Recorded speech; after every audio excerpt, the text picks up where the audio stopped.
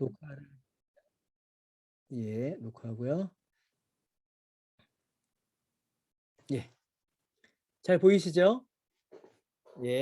우리 오늘은 이제 거의 마지막입니다. 거의 다 됐습니다. 이제 4장, 5장 넘어가면은 이제 마지막이라서요. 우리 이 부분 오늘부터 보도록 하겠습니다. 먼저 이제 8번, 큰 8번이죠. 제목으로는 8번으로는 그리스도인이란 이유로 당하는 고난 제목으로 이제 4장 12절부터 19절까지 우리가 먼저 보겠습니다. 이제 지금까지 앞에서 다루었던 내용들이 사실 이제 여기에서 반복이 되는 겁니다. 이제 한번 이게 다시 한번 회상을 해보면요. 우리는 나그네다. 이 땅은 우리가 머물 곳이 아니라 영원한 천국을 향하여 가는 자들이다. 이렇게 얘기했죠. 그리고 우리는 예수님을 믿는 자들이다.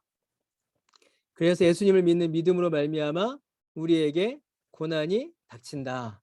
그러나 이 고난을 우리가 믿음으로 견디어낼 때에 하나님께서 큰 선물이죠. 은혜의 선물을 주실 것이다. 지금까지 다 이 내용들이었습니다. 그리고 이 믿음, 이 고난을 극복한 이 믿음으로 교회를 함께 이루자. 그리하여 교회의 복음 사역을 이루고 또 이 세상을 향하여서도 복음을 증거하는 삶을 살자. 여기까지가 이제 베드로 전서의 대략적인 이제 줄거리입니다. 그 내용이 이제 다시 한번 정리되면서 이제 반복이 되고 있어요. 보겠습니다. 마지막으로 베드로는 고난에 관하여서 4가지를 강조합니다. 첫 번째, 그리스도인이란 이유로 고난당할 때 놀라서는 안 된다라는 겁니다. 여러분 여기서 놀란다라는 말은요. 단순히 그냥 화들짝 놀라는 그런 놀람 정도가 아니고요. 여기서 말하는 놀람은 그 마음이 완전히 흔들리는 겁니다. 믿음이 흔들리고 자기 정체성이 흔들리고 그 마음이 요동하는, 그래야 해서 믿음 자체가 흔들려 버리는 이제 그러한 어떤 자극, 그러한 놀람은 우리가 이제 겪어서는 안 된다라는 거죠. 왜냐하면 이 뒷말이 참 좋습니다. 악한 죄인들이 예수님을 표적으로 삼았기 때문에 예수님의 발자취를 따르는 자들, 우리죠. 우리도 비슷한 표적이 된다라는 겁니다. 예수님께서 박해를 받으셨기 때문에 예수님을 따라가는 우리가 세상의 박해와 공격을 받는 것은 당연한 일이다라는 거죠. 그래서 우리도 이 박해 받을 거를 늘 좀 생각을 하고 염두하고 있어야 됩니다. 그리고 이 박해와 핍박, 세상의 공격이 이상한 일이 아니다. 오히려 우리의 믿음의 증거다라고 우리가 그렇게 생각할 수가 있겠죠. 두 번째로, 그리스도로 인하여 겪는 고난은 예수께서 성취하신 모든 것을 장차 누릴 수 있다는 확증이며 복이 됩니다. 우리가 예수님을 믿는 믿음 때문에 고난을 받는다면 우리가 예수님을 잘 따라가고 있다는 증거가 되겠죠. 그리고 예수님을 잘 따라가면 어떻게 되겠습니까? 예수님께서 마지막에 이루신 그 복, 그 영광을 우리도 받는다라는 그 자체가 확증이 됩니다. 세 번째, 그리스도인들은요, 그리스도에 대한 믿음으로 인해 겪는 모든 고난 가운데서 의롭게 살아감으로 하나님을 한결같이 신뢰해야 합니다. 고난을 죄에 대한 변명으로 삼아서는 안 된다는 거죠. 고난을 당하나 그 고난에 의해서 흔들려서 믿음을 버리고 죄로 넘어갈 것이 아니라 고난 가운데서도 하나님을 붙잡고 선을 행하기를 포기하지 말아야 한다는 겁니다. 이게 참 중요합니다. 고난 가운데서도 믿음을 붙잡고 선을 행하기를 포기하지 않는 것, 하나님을 끝까지 신뢰하고 붙드는 것, 이 삶이야말로 오늘날 신자가 이 땅을 살아가는 아주 중요한 원리입니다. 이 부분이 참 제일 중요하죠. 모든 고난 가운데서도 의롭게 믿음으로 살아가는 삶을 포기하지 말고 이를 위해서 하나님을 신뢰하고 고난을 죄에 대한 변명으로 삼아서는 안 됩니다. 고난이 닥칠 때에 핑계하여 죄로 넘어가기보다는 오히려 하나님을 의지함으로 이 거룩한 삶을 지켜야 된다는 거죠. 또 고난은 하나님의 주권 가운데 있습니다. 우리가 당하는 모든 고난은 하나님의 주권 가운데 있기에 하나님께서 알맞은 때에, 하나님께서 정하신 때에 고난을 거두신다라는 것도 우리가 또한 이제 믿음으로 이 고난을 바라봐야겠죠. 이 알맞은 때라는 말이 참 죄송합니다. 이런 표현을 써서 이 경상도 사투리로 얄궂습니다. 이 알맞은 때라는 말이 사실 좀 얄궂은 말이에요. 이런 표현이 좀 좀 이렇게 경건하지 못한 표현인데 제가 이제 신앙생활 하면서 경험한 바로는 얄궂어요. 이 알맞은 때가 하나님께서 정하신 때인데 내가 원하는 때, 내 생각에 가장 좋은 때이면 좋겠는데 그렇지 않을 때가 훨씬 더 많습니다. 하나님의 뜻 가운데 이루어질 때가 훨씬 많고요. 하나님이 정하신 때가 있고 심지어는 이 때가 우리가 살아있는 때가 아닐 수도 있습니다. 심지어는. 그래서 살아있는 동안에 그 기도와 혹은 고난의 어떤 해소되는 고난의 해소를 보지 못하고 천국으로 가시는 분들도 계시거든요. 심지어는 고난 가운데에 천국으로 가시는 분들도 계세요. 그래서 이 때가 언제인가, 정말로 이 때를 하나님께서 어떻게 이루어 가시는가는 정말로 하나님께 맡길 수밖에 없습니다. 그래서 이 말이 더 중요해요. 우리가 고난을 당하나 하나님께서 이 모든 일을 통하여 하나님의 선을 이루신다라는 그 믿음으로 우리가 이제 살아갈 수밖에 없는 거죠. 그래서 참 믿음은 참 놀랍습니다. 오늘 새벽에도 말씀드렸는데 이 믿음은 현실에 대한 우리의 모든 이성, 판단, 이해를 초월하는 그 능력을 우리에게 이제 알려주는 거죠. 자, 12절부터 19절까지 보겠습니다. 12절부터 19절까지. 여러분도 각자 자리에서 우리 같이 12절부터 19절까지 우리 함께 읽겠습니다. 사랑하는 자들아, 너희를 연단하려고 오는 불시험을 이상한 일 당하는 것 같이 이상히 여기지 말고 오히려 너희가 그리스도의 고난에 참여하는 것으로 즐거워하라. 이는 그의 영광을 나타냈을 때에 너희로 즐거워하고 기뻐하게 하려 함이라. 너희가 그리스도의 이름으로 치욕을 당하면 복 있는 자로다. 영광의 영 곧 하나님의 영이 너희 위에 계심이라. 너희 중에 누구든지 살인이나 도둑질이나 악행이나 남의 일을 간섭하는 자로 고난을 받지 말려니와 만일 그리스도인으로 고난을 받으면 부끄러워하지 말고 도리어 그 이름으로 하나님께 영광을 돌리라. 하나님의 집에서 심판을 시작할 때가 되었나니 만일 우리에게 먼저 하면 하나님의 복음을 순종하지 아니하는 자들의 그 마지막은 어떠하며 또 의인이 겨우 구원을 받으면 경건하지 아니한 자와 죄인은 어디에 서리요. 그러므로 하나님의 뜻대로 고난을 받는 자들은 또한 선을 행하는 가운데 그 영혼을 미쁘신 창조주께 의탁할지어다. 고난에 대한 교훈이죠. 여러분 12절부터 14절까지는 위에서 설명드렸던 이 네 가지의 내용들이 여기서 다시 한번 반복되는 겁니다. 우리가 어떤 고난을 당할 때에, 시험을 당할 때에 이 불시험, 그 당시는 그리스도인을 이제 화형에 처했거든요. 그럼 화형과 같은 고난을 당할 때 이상한 일, 일어나면 안 되는 일이 일어난 것처럼 대하지 말고 뭐라고요? 오히려 그리스도의 고난에 참여하는 것으로 즐거워하라. 예수님께서 걸어가신 길을 우리도 따라가고 있다라는 사실로 인해서 기뻐하라는 거죠. 그리고 마지막 때 그의 영광을 나타내실 때에 우리로 하여금 즐거워하고 기뻐하게 하시기 위하여 우리를 그 고난으로 이끄신다라는 겁니다. 그리고 우리가 예수님의 이름으로 치욕을 당하면 복 있는 자로다. 이 세상이 이해할 수 없는 거죠.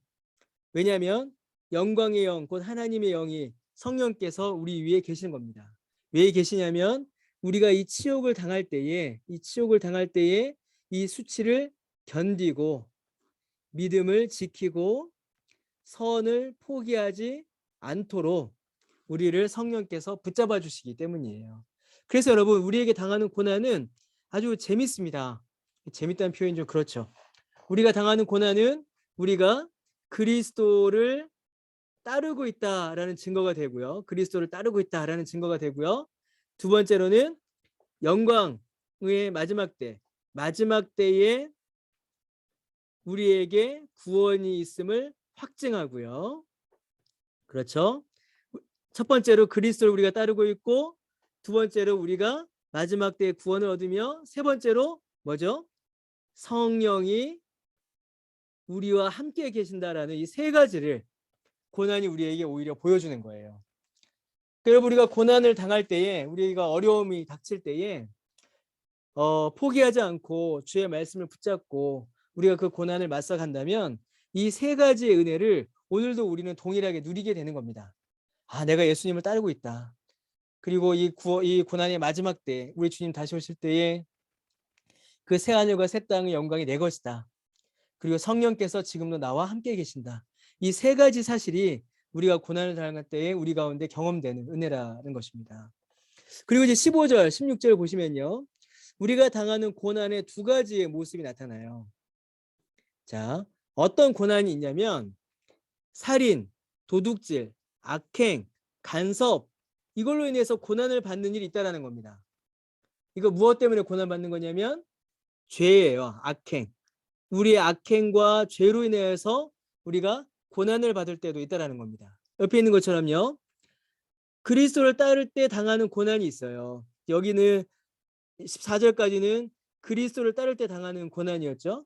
그런데 그리스도를 따를 때 당하는 고난 말고 자신의 악한 행동에서 비롯된 고난도 있다는 겁니다. 여러분, 우리가 죄를 지으면 하나님께서 우리에게 회초리를 드세요. 그래서 우리가 악한 행동 때문에 고난을 당할 때도 있어요. 여러분, 이 말이 중요합니다. 악을 행했기 때문에 당하는 고난에는요, 사실은 아무런 영예나 영광이 있을 수가 없어요.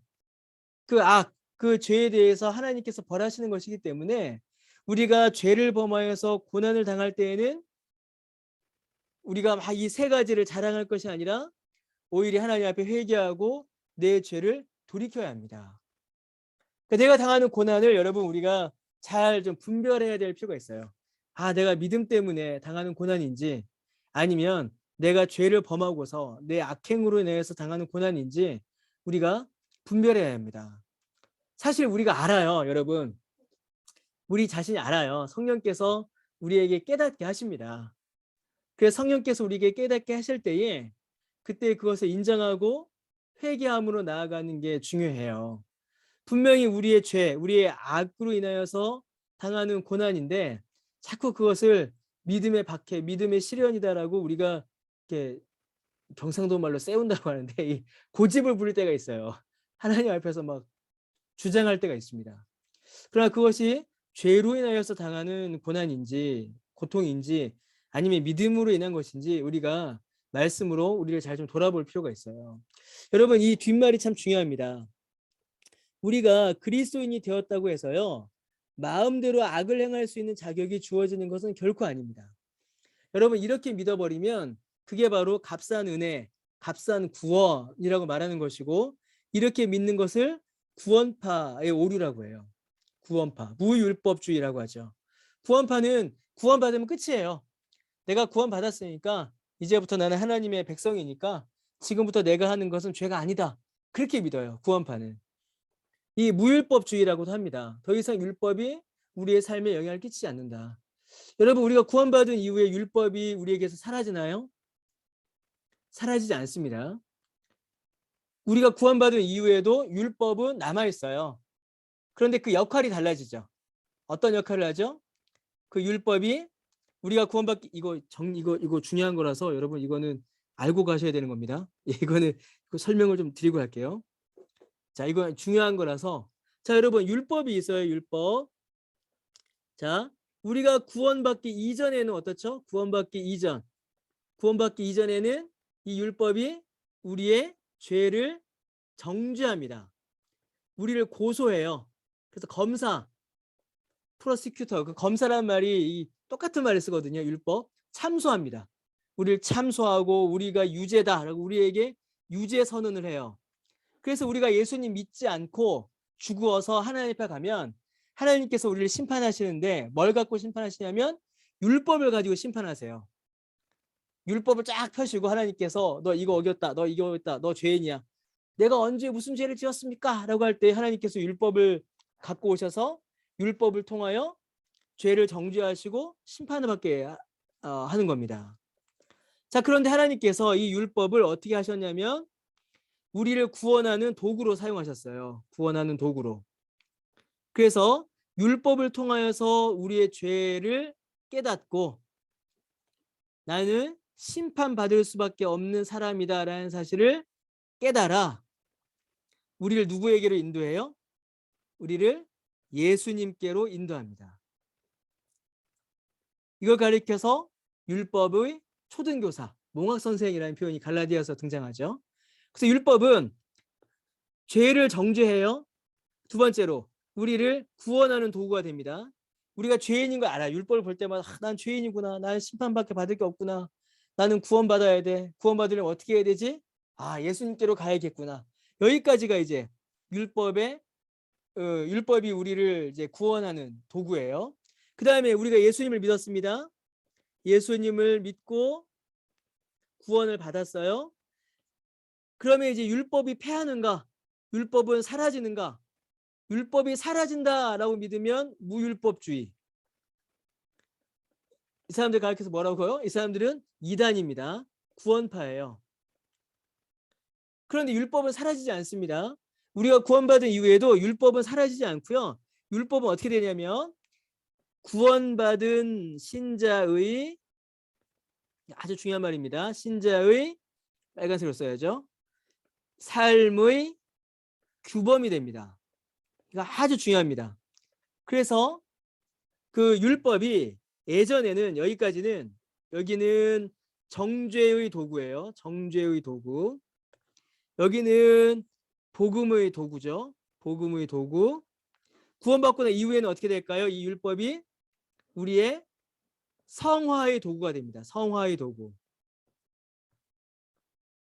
우리로 하여금 거룩한 삶을 살아갈 수 있도록 규범, 거룩한 삶의 내용, 방향을 우리에게 제시해 주는 거예요.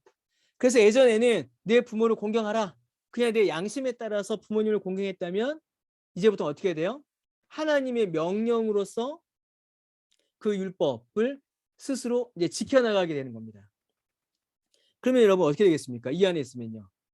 이 안에 있으면 아주 아름다운 선순환이 일어나게 돼요. 아주 아름다운 선순환이 일어납니다. 자, 율법이 있습니다. 제가 요즘에 저희 부모님 생각이 자꾸 나갖고 제가 설교 때도 맨날 5계명을 얘기하는데 제가 부모를 공경하라라는 율법이 있잖아요. 부모님을 공경하라. 율법이 있습니다. 예전에는 내가 부모님을 여기에요. 부모님을 공경하지 않았으니까 내가 죄인이어서 지옥에 갔었구나. 그런데 이제 예수님을 믿어서 이제 부모님을 공경하기 시작하는 거예요. 이제 율법을 기뻐하는 겁니다. 율법을 기쁨으로 순종하게 돼요. 그런데 우리가 실패하죠. 부모님을 완벽하게 공경하지 못하잖아요. 우리의 효도가 100%가 아니라 우리의 효도가, 우리의 공경이 실패할 때가 있습니다. 그럼 어떻게 될까요?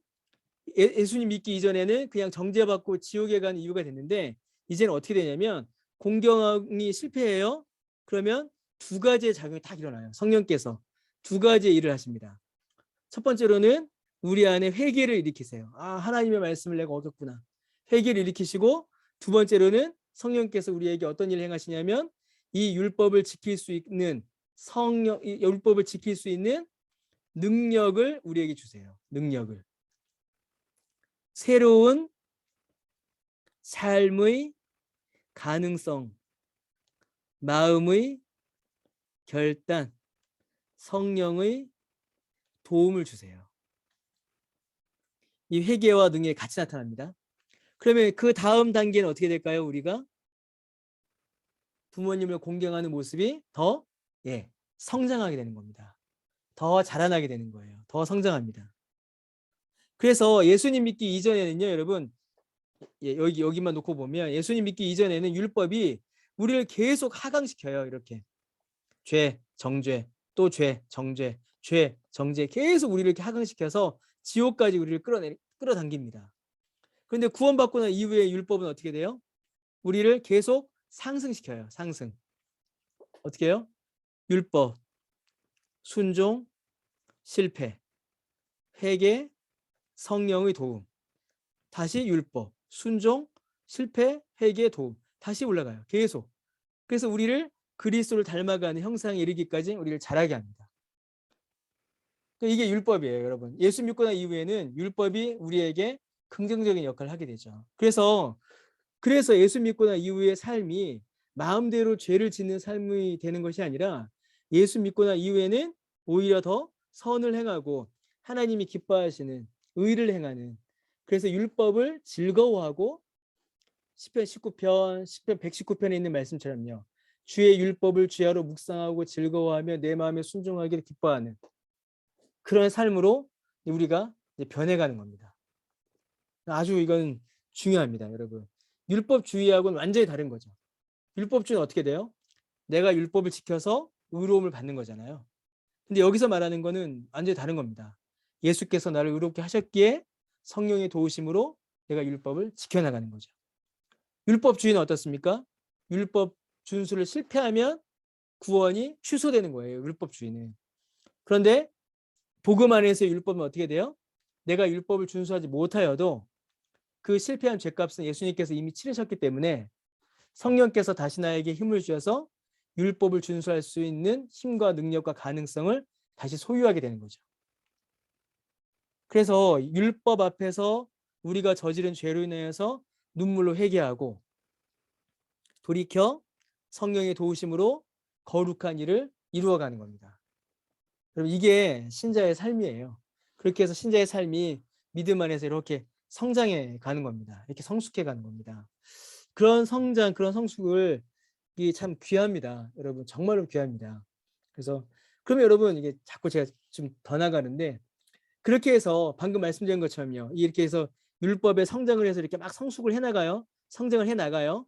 막 성장합니다. 그러면 이 성장을 통하여서 맺는 궁극적인 열매가 뭘까요, 여러분? 궁극적인 열매. 이런 성장을 하고 있다. 이렇게 율법 안에서 내가 하나님의 말씀과 성령의 도우심으로 말씀으로 내가 막 성장하고 있다. 그리고 내 믿음이 성장한다. 내가 성장한다. 우리 교회가 성장한다. 내가 성장한다라고 할 때 그 성장의 증거, 그 성장의 열매가 뭘까요, 여러분? 뭐라고 생각하세요? 예, 성화도 있죠. 성화는 이 전 과정의 성화입니다. 이 성화의 열매죠. 성화의 증거. 뭐냐면요, 여러분, 제가 빨리 답을 말씀드릴게요. 사랑입니다. 사랑. 사랑이에요. 이 사랑입니다. 예, 사랑입니다. 하나님을 더 사랑하고 이웃을 사랑하고 예, 가족을 사랑하고 예, 믿음의 지체를 사랑하는 이 사랑. 여러분, 이 사랑이 없으면요, 이게 아무리 자기가 믿음이 성장하고 있다라고 아무리 내가 믿음이 좋다, 내가 거룩한 삶을 산다라고 아무리 자기가 주장을 해도요, 실제로 그 삶 가운데서 사랑이 나타나지 않으면 이거 거짓말입니다, 여러분. 이게 누가 이랬어요, 여러분? 나는 막 성장한다, 율법 잘 지킨다, 성장하고 있다. 그런데 사랑이 없는 사람들이 있었는데 누구냐면 예수님 당시의 바리새인들입니다. 바리새인들이 그랬잖아요. 바리새인들이 난 율법 잘 지킨다, 순종한다, 열매 맺고 막 실패하고 막 성장한다, 막 자랑했어요. 그런데 그들 가운데 사랑이 없었습니다.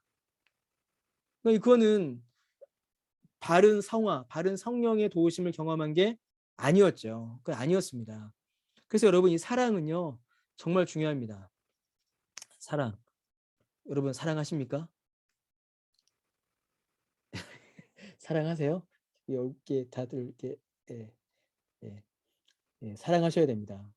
제가 오늘 그 부부 학교를 같이 제가 준비하다가 와서 제가 좀 마음에 남는데, 여러분, 베드로전서에 2장에 형제들아 서로 사랑하되 어떻게 사랑하라고 돼 있죠? 여러분, 기억나십니까? 뜨겁게 사랑하라고 돼 있거든요. 뜨겁게. 예, 정말 뜨겁게 사랑하셔야 됩니다. 우리 안에 있는 모든 냉랭함을 다 녹여버릴 만큼, 예, 우리 안에 있는 모든 미움을 다 태워버릴 만큼 그렇게 사랑하셔야 돼요. 그렇게 사랑하십니까? 이렇게 다 그렇게 사랑하시죠? 예, 예, 예, 다 그렇게 사랑하신다라고 저는 믿고 있습니다. 예. 저는 우리 교회가요, 강변교회가요, 정말 좀 사랑이 많은 교회가 됐으면 좋겠습니다. 예, 정말로요. 정말로 좀 지금도 물론 이제 사랑이 많아요. 우리 교회 사랑이 많은 교회인데 좀 더 사랑이 좀 많으면 좋겠어요. 그래서 좀 이렇게 정죄하고 비난 뭐 미워하기보다 더 좀 사랑하고요, 용서하고요, 이해하고요. 허다한 허물을 덮는다고 했는데 사랑이 그렇지 않습니까? 사랑은 허다한 허물을 덮는다라고 했는데 지나간 허물까지 끄집어내서 뭐라고 하면은 여러분, 그거는 하나님께서 기뻐하시는 사랑이 아니잖아요. 예. 그래서 여러분, 좀 우리 교회도 정말 그런 사랑이 많은 그런 교회가 되면 좋겠습니다. 예. 지금도 사람 많아요. 예. 더 많으면 좋겠다는 거죠. 많으면 많을수록 좋으니까요. 자, 계속 보겠습니다. 자, 16절. 뭐 우리 다 읽은 겁니다. 다 한 거예요. 예, 17절. 여기는 조금 설명이 좀 필요합니다. 자, 만일 그리스도인으로 고난을 받으면 부끄러워하지 말고 도리어 그 이름으로 하나님께 영광을 돌려라. 하나님의 집에서 심판을 시작할 때가 되었나니. 이게 뭐죠? 이제 말세의 때가 시작됐다라는 겁니다. 우리 주님 다시 오실 때가 다가왔다라는 거예요. 만일 우리에게 먼저 하면, 우리에게 먼저 하나님의 심판이 임하면, 그렇죠? 여러분, 심판은 이중적이라고 말씀드렸죠. 심판이 임할 때에 우리는 그 심판을 통과하여 천국에 가는 거고, 예수님 믿지 않은 사람들은 그 심판에 통과하지 못하여 지옥에 가는 겁니다. 우리에게 먼저 그랬다면 하나님의 복음을 순종하지 않으려는 자들의 마지막은 어떠하겠습니까? 여러분, 마지막 때를 살아가는 우리가 고난을 당하는데 최후의 심판을 당할 때에는 여러분, 복음을 거부한 자들은 그 결과가 어떻겠어요? 또 하나, 의인이 겨우 구원을 받으면, 여러분, 이 말은 이게 잘 이해하셔야 됩니다. 의인이 겨우 구원을 받았다는 말은 구원을 받는데 막 이것저것 해야 되고 막 수고를 하고 취소가 됐다가 막 그 구원이 됐다가 막 변경되었다, 그런 의미가 아니에요. 그런 의미가 아니라 이 말은 의인이 고난을 많이 받았다는 의미입니다. 고난을 많이 받았다. 의인이 겨우 구원을 받으면, 고난을 받으면, 여기 보세요. 경건하지 아니한 자와 죄인은 어디에 서리요? 지금은 악한 사람들, 복음을 순종하지 않는 사람들이 득세하여서 자기들의 자리를 자랑하고 믿는 자들을 핍박하지만 최후의 심판 때, 우리 주님 다시 오실 때가 되면 완전히 역전이 일어난다는 거죠. 완전한 역전이 일어나서 하나님의 백성들은 구원, 아주 영광, 하나님의 은혜 가운데 들어갈 것이며, 복음을 거부한 자들은 오히려 아주 무서운 심판으로 그들이 처한다라는 겁니다. 그러므로 저는 이 19절이 참 되게 마음이 좋습니다. 19절이요. 저는 참 이 19절을 읽으면 좀 힘이 나요, 여러분. 제가 우리 베드로전서 처음 시작할 때 기억나시죠?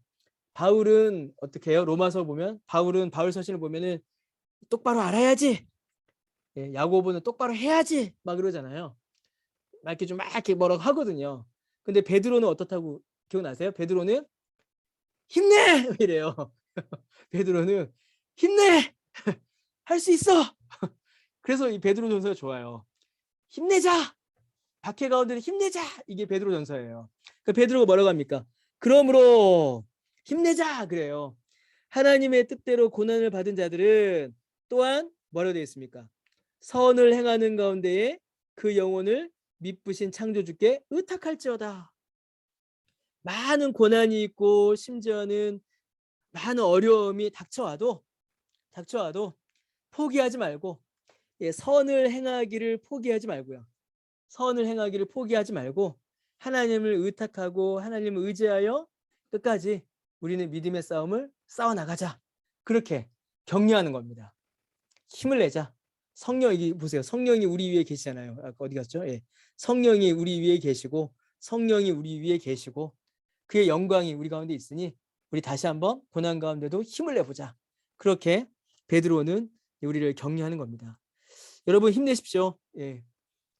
예. 저는 그래서 19절 읽을 때마다 제가 좀 힘이 나요. 제가 베드로 전서를 제가 이제 좋아하는데 읽으면 이제 이 19절이 저는 제가 되게 힘들 때 이 19절을 읽었어요. 제가 예전에 정말 힘들어서 믿음을 포기하고 싶을 때가 있었는데 그때 제가 이 19절을 읽고서 좀 이렇게 살아난 경험이 있어서 제가 이 19절 읽을 때마다 좀 예, 마음에 많이 좀 이렇게 좀 와닿고 막 쓸데없는 얘기도 하고 그럽니다. 예.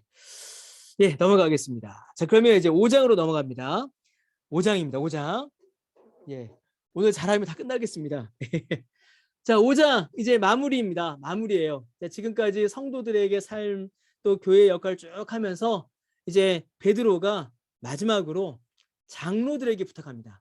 장로들에게, 교회의 지도자들에게 목양, 성도들을 돌보고 교회를 돌보고 함께 믿음을 지켜나가기를 부탁하는 거예요. 여러분 이거 아주 중요합니다.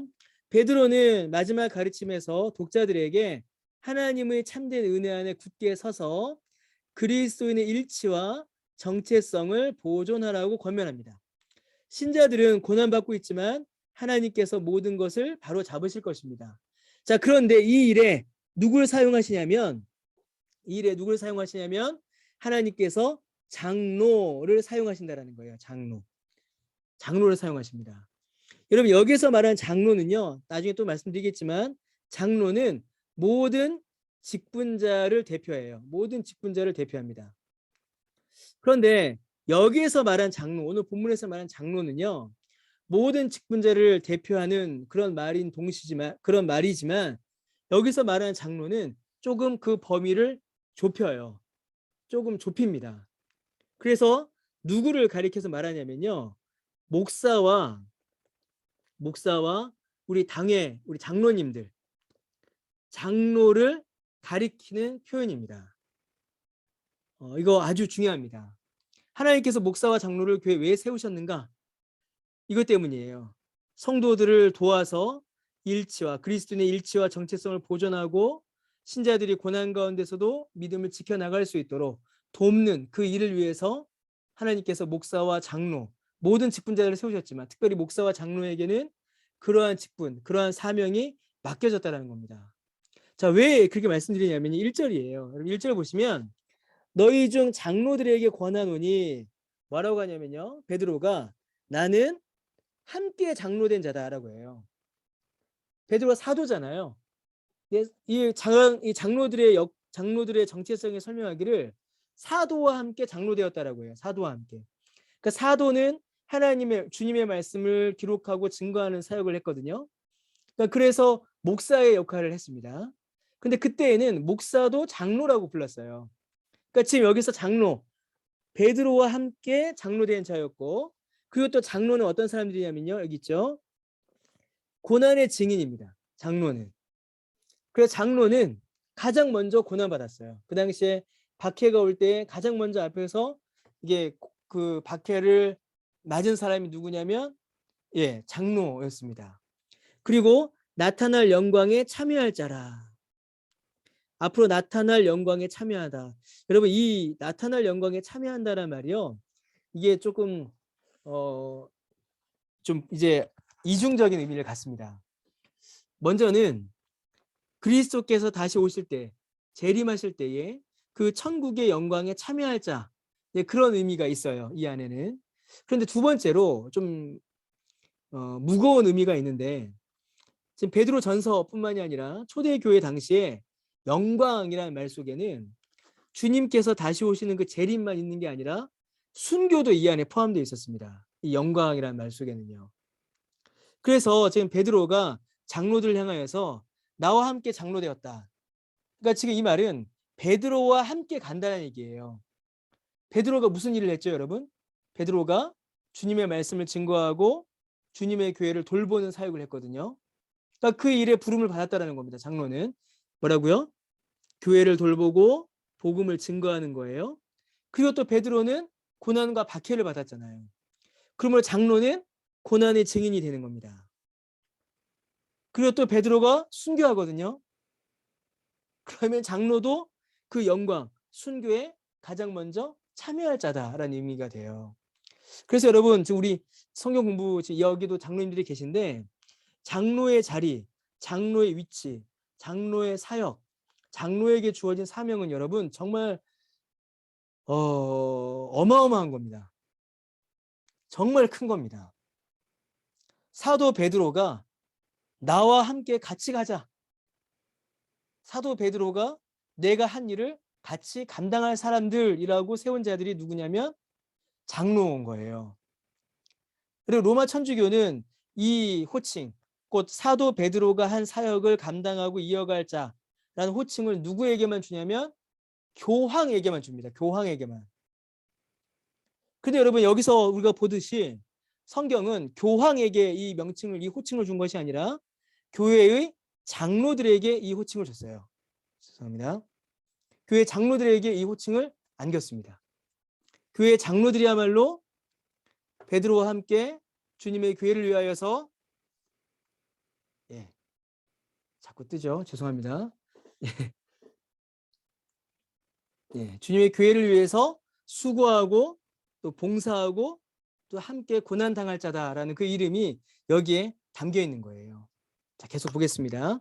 자, 그러면 어떻게 이제 장로들이 또 목사들이 교회를 돌봐야 하는가? 너희 중에 있는 하나님의 약무리를 치되 억지로 하지 말고 하나님의 뜻을 따라 해야 하고요. 자원함으로 해야 하고요. 더러운 이득, 자기의 사리 사욕을 위하여 하지 말고 기꺼이 헌신함으로 해야 합니다. 또 맡은 자들에게는 주장하는 자세, 자기를 주장하고 자기를 주장하는 자세, 자기의 주장을 관철하는 그런 자세가 아니라 오히려 약무리의 본이 되는 자세로 목사와 장로는 주님의 교회를 섬겨야 합니다. 그렇게 주님의 교회를 섬겼을 때에 시들지 않은 영광의 관을 얻는다라고 우리 주님께서 베드로를 통하여서 또 베드로의 입술을 통하여서 우리에게 약속해 주셨습니다. 그래서 여러분 우리 장로님들 위해서 여러분 꼭 기도해 주십시오. 예, 목사를 위해서 또 우리 장로님들 위해서 지금 여러분 여기 있는 이 사역들을 잘 감당하여서 교회의 본이 될 수 있도록 우리 장로님들 위해서 여러분 꼭 기도해 주시고요. 함께 해 주시기 부탁드립니다. 그리고 이제 5절부터 이제 4절까지는 장로에 대한 권면이었고요. 5절부터는 이제 교회와 성도들을 향한 권면입니다. 젊은 자들아, 여기서 이 젊은 자들은 교회에서 진짜 젊은 나이가 어린 사람들을 의미하는 동시에 또 어떤 사람들도 의미하냐면요. 믿음이 약한 사람들, 초신자들, 이제 믿음을 배워야 하는 자들도 함께 의미하는 겁니다. 제 모든 교인들이에요. 그 장로는 나이가 많은 사람이거든요. 그러면 나이가 어린 사람은 뭐가 되겠습니까? 장로가 아닌 사람이 되니까 모든 신자들이 되는 거예요. 그래서 여러분 여기 젊은 자들은 단순히 나이가 젊은 사람들만이 아니라 장로와 대비되는 표현으로 보셔야 합니다. 장로가 아닌 모든 교인들이에요. 젊은 자들아 이와 같이 어떻게 하라고요? 장로들에게 순종하라. 여러분 이 말은 오늘날 표현을 바꾸면 어떻게 될까요? 당회의 결정에 함께하라라는 의미가 됩니다. 함께하라. 하나님께서 당회를 통하여서 장로님들을 통하여서 교회를 세워가시거든요. 그래서 당회의 결정, 장로들의 결정과 함께하라라는 그런 의미가 돼요. 그리고 또 뭐가 있죠? 다 서로 겸손으로 허리를 동이라.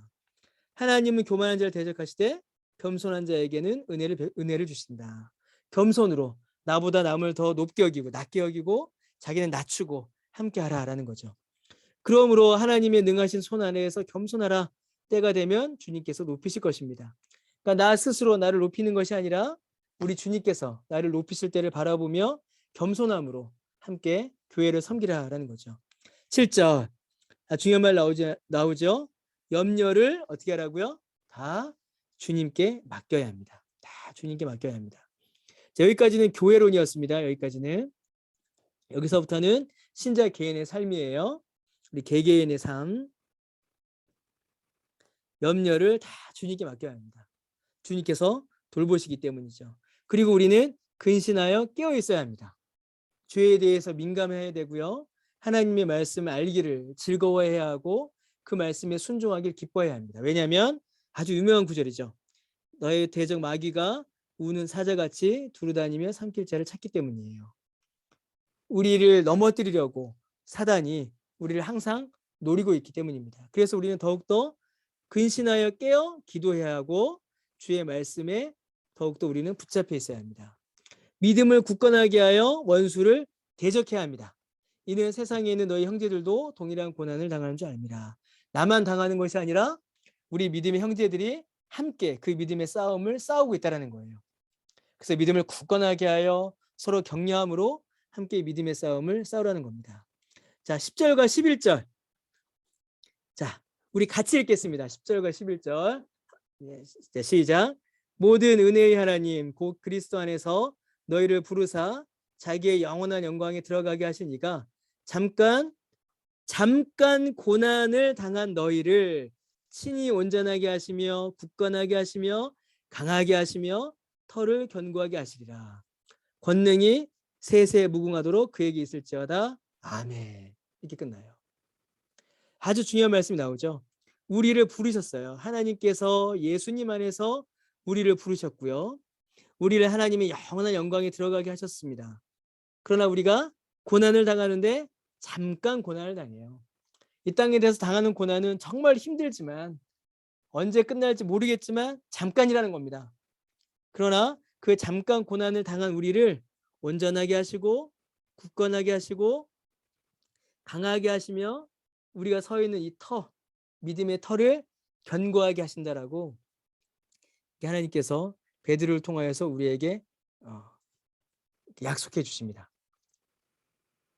한마디로 줄이면 뭐예요? 베드로가 뭐라고 하는 겁니까? 한마디로 줄이면 힘내자 하는 겁니다. 힘내자. 주께서 우리를 강하게 하신다. 힘내자.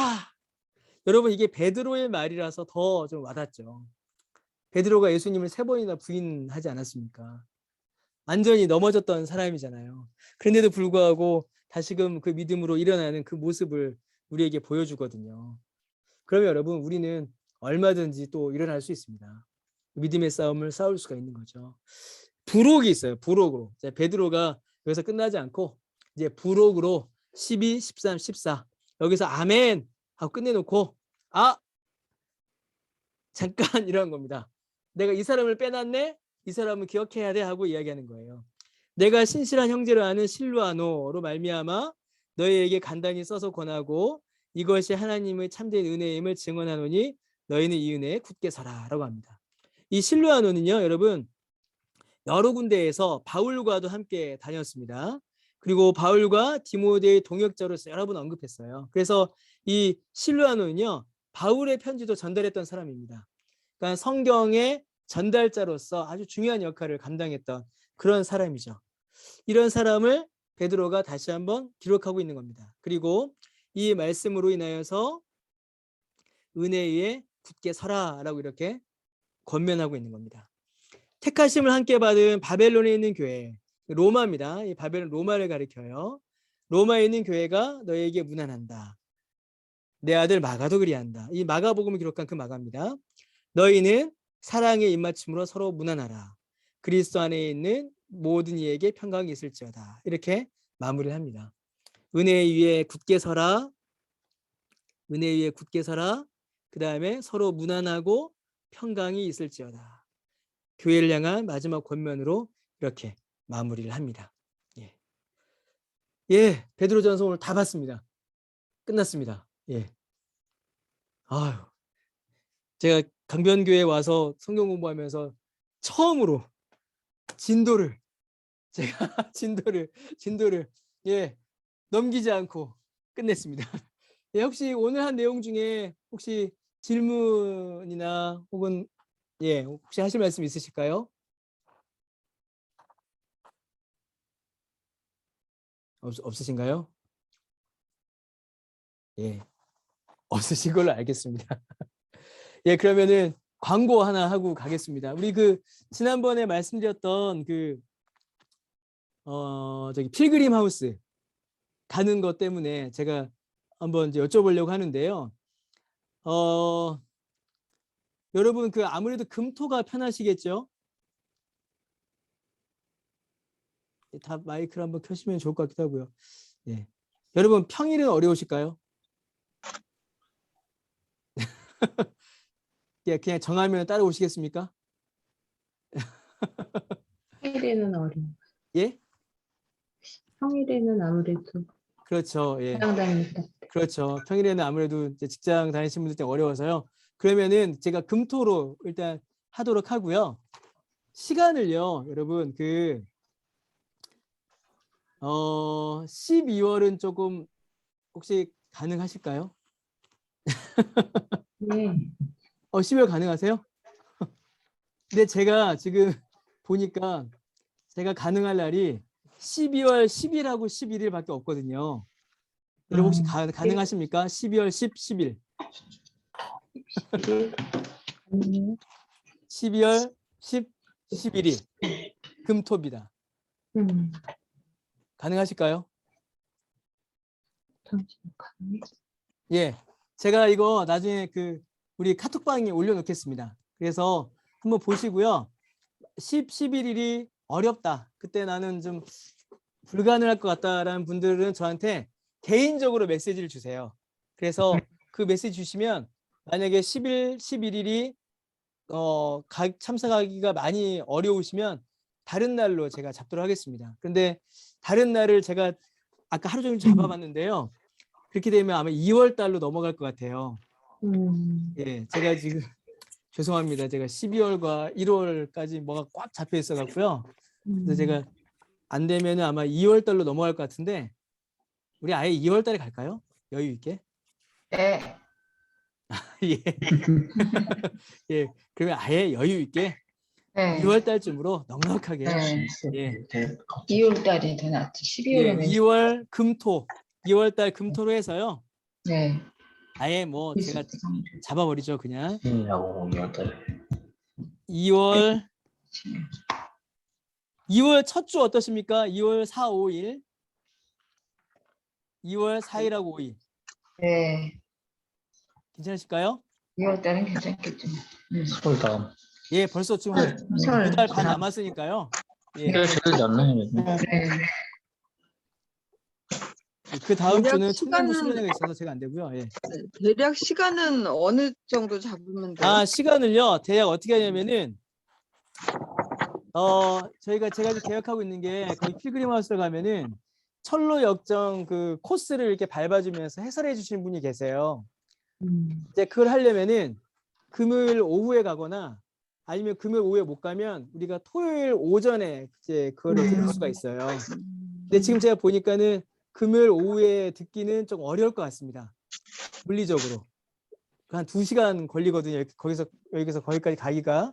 그래서 금요일 오후에 한 2, 3시나 3, 4시쯤에 출발해서요.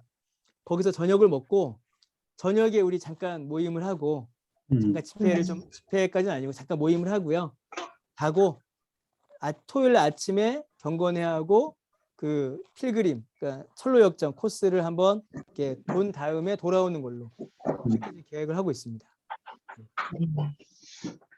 금요일 오후 한 3, 4시 출발해서 토요일 오후 한 3, 4시에 돌아오는 걸로. 예. 오늘 3, 4시에서 예. 그럼 2월 한 3, 4일 정도로 봐서요. 제가 다시 공지해 드리도록 하겠습니다. 네. 네, 감사합니다. 그 가기 전에 그 철로역정 한 번씩 좀 읽으시면 좋겠는데요. 제가 지금 철로역정을 2 버전을 제가 지금 보고 있거든요. 지금 제가 오늘 이게 다 끝나버려 갖고 지금 제가 원래 다음 주 끝내면서 책 소개하고 다음 주 끝내려고 했는데 오늘 끝나버려 갖고요. 제가 우리 카톡방에 다음 주에요. 철로역정을 올려드리겠습니다. 그러니까 그거 3권을 올려드릴게요. 그래서 하나는 청소년용 쉬운 버전, 축약 버전이고 2개는 이제 2개가 될지 하나 될지 모르겠는데 좀 어른들이 볼 수 있는 그런 버전이에요. 그래서 제가 왜 올려드리냐면 그 카톡방에서 신청하시는 분에 한해서는 예, 철로역정 구입하시는데 교회에서 반 정도 지원을 해드릴게요. 와, 좋다. 지원해드리려고. 사실은 제가 다 사드리고 싶거든요. 사실은 지금 다 사드리고 싶은데 지금 우리 여기 다 지금 오시는 분도 있으시고 안 들어오시는 분도 있으세요. 그래서 카톡방에 신청하신 분들만 놓고 하기에는 또 조금 지금 약간 어려움이 좀 있습니다. 그래서 다음 주나 다다음 주에 제가 올려드리면 거기서 보시고 신청을 해주세요. 신청하시면 네. 거기서 네. 예, 뭐 다 사드릴 수도 있고요. 아니면 뭐 네. 절반만 교회에서 보조해드릴 수도 있고요. 예, 그렇습니다. 뭐 얼마 안 해서 예. 네. 네. 여기까지 하겠습니다. 네. 한 학기 동안 너무 고생 많으셨습니다. 저녁마다 수고 많으셨습니다. 하느라고 너무 고생하셨고요. 예, 수고하셨습니다. 대도전서 잘 읽었습니다. 우리 다 그 카메라 마이크 한 번씩 켜주실까요? 예, 한 번만 켜주시면 좋겠습니다. 예, 감사합니다. 다 켜주시고요. 우리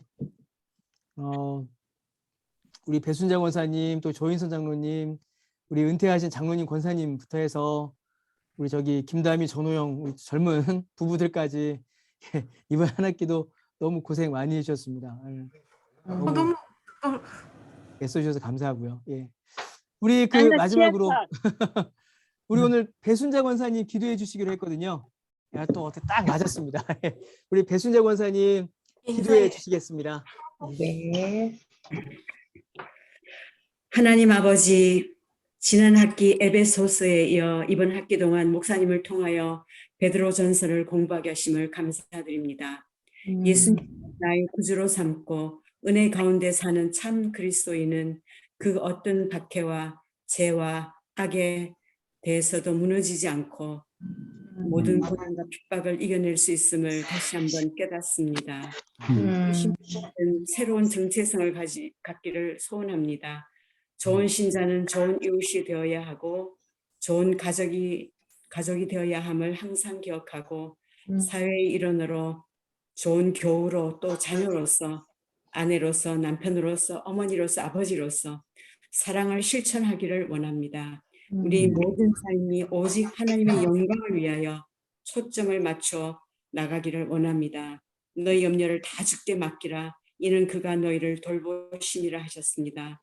지금의 우리 모든 형편을 하나님께 맡깁니다. 이 코로나 시국도 하나님께서 도와주실 줄 믿고 감사드립니다. 예수님의 이름으로 기도드리옵나이다. 아멘. 예, 한 학기 이번 학기도 너무 고생하셨습니다. 수고하셨습니다. 감사합니다. 감사합니다. 감사합니다. 수고하셨습니다. 예, 오늘 쓰셨고요. 또 교회에서 또 뵙도록 하겠습니다. 예, 감사합니다. 예, 우리 안녕. 하실 말씀 있으신 분들 말씀하시면 되고요. S였습니다. 네, 감사합니다. 수고하셨어요. 예, 감사합니다. 예, 한 분씩 나가시면 제가 불 끄고 나가겠습니다. 우리도 나갑시다. 예.